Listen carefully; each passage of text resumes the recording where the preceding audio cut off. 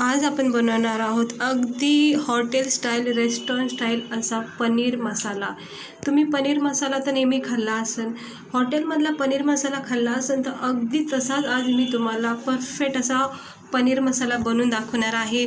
तर ह्याला लागणारं साहित्य, ह्याला बनवायची कृती खूपच सोपी आहे। तर व्हिडिओ तुम्ही पूर्ण बघा आणि आवडल्यास तर नक्की लाईक करा। तर चला बघूया आपण याला लागणारं साहित्य आणि बनवायची कृती। इकडे बघा, आज मस्तपैकी असा हॉटेल स्टाईल आपण पनीर मसाला बनवणार आहोत। त्यासाठी बघा एक पनीर क्यूब घेतले आहेत, रेडीमेड भेटतात बघा पॅकेटमधले, ते आणलेले आहेत छान असे छोटे साईजचे।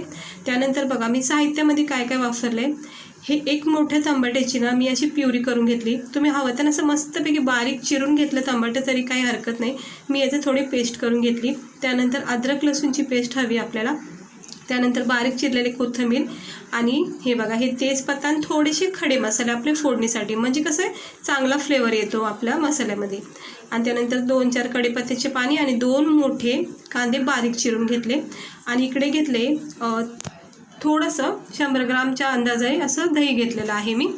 तर छान असं मस्त पनीर मसाला घेऊया। तोपर्यंत सर्वात प्रथम आपण हे दहीचं जो आहे ना तो बॅटर बनवायचा आहे। म्हणजे पनीर मसाल्याला हे खूप गरजेचं आहे हा बॅटर बनवणं, याच्याशिवाय ना पनीर मसाल्याची हॉटेल स्टाईल रेस्टॉरंट स्टाईल अशी याला चव येत नाही, म्हणून हे अगदी अशा प्रकारेच बनवायला लागतं। ते बघा आता हे सर्व दही आहे ना मी काढून घेतली आहे। आता क्वांटिटीच्या हिसाबावर आहे, म्हणजे जास्त पनीर वापरत म्हणजे जास्त भाजी बनवायची असेल त्यानुसार तुम्ही इथं दही कमी जास्त वापरू शकता। आता थोडीच बनवायची म्हणून एवढी दही पुरेशी आहे। या दहीमध्ये 2 चमचा तिखट टाकायचे, आता स्पायसी तुमच्या आवडीनुसार वापरा। त्यानंतर इथं 2 छोटे चमचे धना पावडर टाकायचे, बघा असे मस्तपैकी भरून असे धना पावडर टाकल्या 2 चमचे। त्यानंतर आपण इथं टाकायचा अर्धा 1 चमचा हळद। मस्त छान असा पनीर मसाला आज मी तुम्हाला करून दाखवणार आहे, अगदी घरच्या घरी हॉटेल स्टाईलसारखा। इथे गरम मसाला मी वापरलेला आहे, हे बघा। आणि आता हे दहीमध्ये सर्व हे मसाले जे आहेत ना ते मिक्स करून घ्यायचं आहे। आणि अशा प्रकारे मिक्स करून घेतलं ना तर म्हणजे पनीर मसाला जो बनवतो ना त्याची एक वेगळीच चव येते बघा। तुम्ही असे नॉर्मल फ्राय करता वेळेस मसाले जे आपण टाकतो ना त्याच्याऐवजी अशा प्रकारे जर पनीर मसाल्यामध्ये तुम्ही जर ग्रेव्ही बनवून टाकली ना तो खूपच अप्रतिम स्वाद म्हणजे भाजीमध्ये उतरतो। त्यामुळं असं नक्की एकदा ट्राय करा। तर ते सर्व बघा किती छान असं घट असं थिक झालेलं आहे मिक्स करून बॅटर आपलं। याच्यामध्ये सर्व आपण मसाले चवीनुसार वापरलेले आहेत, हे बघा। आता छान असं हे मिक्स करून झाले, याच्यामध्ये मीठ वापरलेलं नाही, मीठ आपण नंतर टाकणार आहोत। ते बघा असे मस्त ह्याची थिक अशी पेस्ट बनवायची आणि ह्याला 2 मिनटं ठेवून द्यायचं, म्हणजे सगळे मसाले याच्यामध्ये एकजीव होऊन जातील। तोपर्यंत आपण कढाईमध्ये थोडंसं नॉर्मल तेल टाकून किंवा तूप टाकून किंवा बटर टाकून हे पनीरचे जे क्यूब आहेत ना हे असे भाजून घ्यायचे, थोडेसे हलकेसेच भाजायचे, जास्त काही याला भाजायचे नाही, नाही तर काय होईल ना करपटपणा म्हणजे असं स्वाद त्याचा बिघडून जाईल, म्हणून थोडंसं भाजायचं, नॉर्मल फ्राय करून घ्यायचं मंद आचेवर। ते बघा आता मी काढून घेतलेले आहेत सगळे। आणि उरलेल्या तेलामध्ये 1 चमचा तूप टाकते। आता तूप टाकलं ना तर इतका भारी स्वाद येतो ना पनीर मसाल्यामध्ये, आणि तूप नाही टाकलं तरी काही हरकत नाही, पण असेल तर नक्की टाका, किंवा बटर। आता हे जे आपण खडे मसाले घेतले तेजपत्ता दगडफूल वगैरे हे सगळं हे याच्यामध्ये टाकून घ्यायचे, हे बघा मस्त हे खडे मसाले टाकायचे। हे फोडणीला असे टाकले ना म्हणजे मस्त व्यवस्थित असा फ्लेवर येतो ना पनीर मसाला। तुम्ही एकदा अशा प्रकारे बनवून बघा, तुम्हाला वाटतं हॉटेलमधून आणल्यासारखं फील होईल। ते बघा असं फ्राय करून घेते हे खडे मसाले थोड्याशा तेलामध्ये। आणि हे थोडं फ्राय झालं की ह्याच्यामध्ये आपण अद्रक लसूणची पेस्ट टाकायची, जी आपण बारीक करून घेतली आहे। 1 चमच्याच्या अंदाजाने इथं अद्रक लसूणची पेस्ट वापरायची आहे। आणि ह्यालासुद्धा थोडंसं परतून घ्यायचं आहे आणि मंद गॅस करायचा आहे, काही फास्ट गॅस ठेवायचं नाही। तर पनीर म्हणलं की सगळ्यांच्या तोंडाला पाणी सुटतं। पनीर मसाला, पालक मसाला, पालक पनीर मसाला आहे किंवा मटर पनीर मसाला आहे, पनीर टिक्का आहे, खूप प्रकार आहेत पनीरचे। पनीर मसाला त्यातलाच हा प्रकार आहे।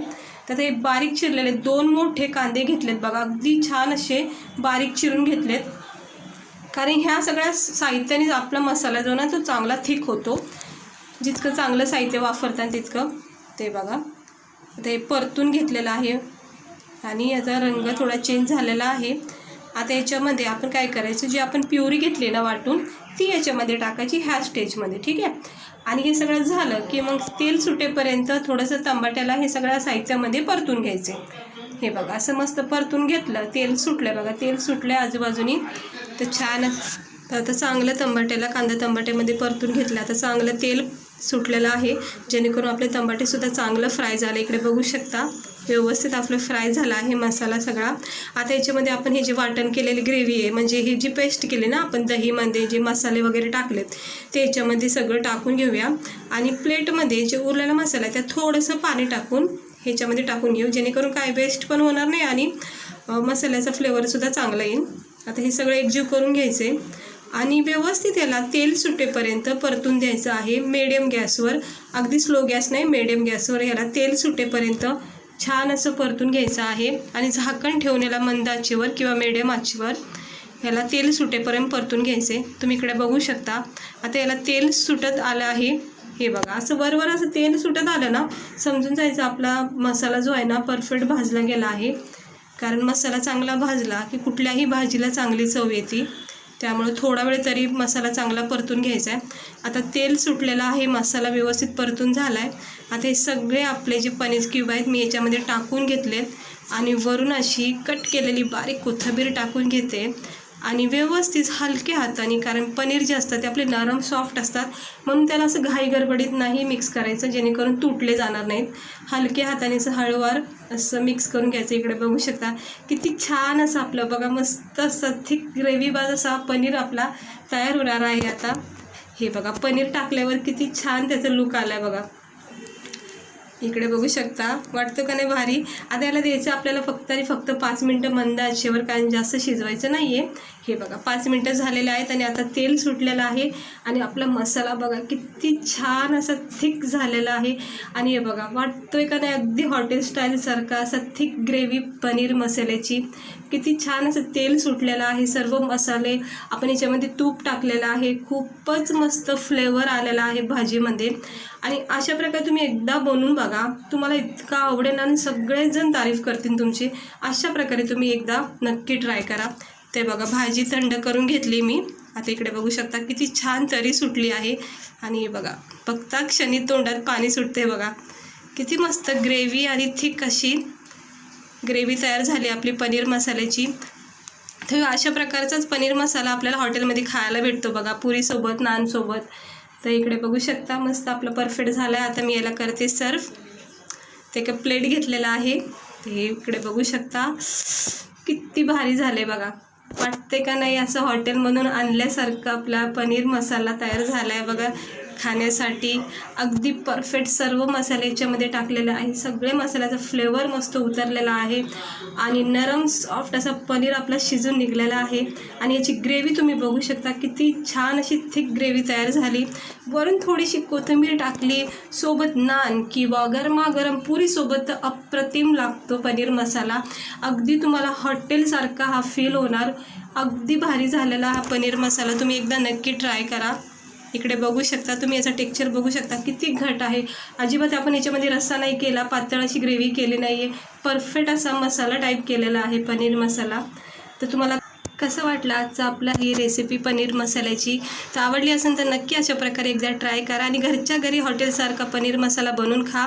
तर चला भेटते मी तुम्हाला पुढच्या व्हिडिओमध्ये एका नवीन रेसिपीसह. स्वस्त राहा, मस्त राहा.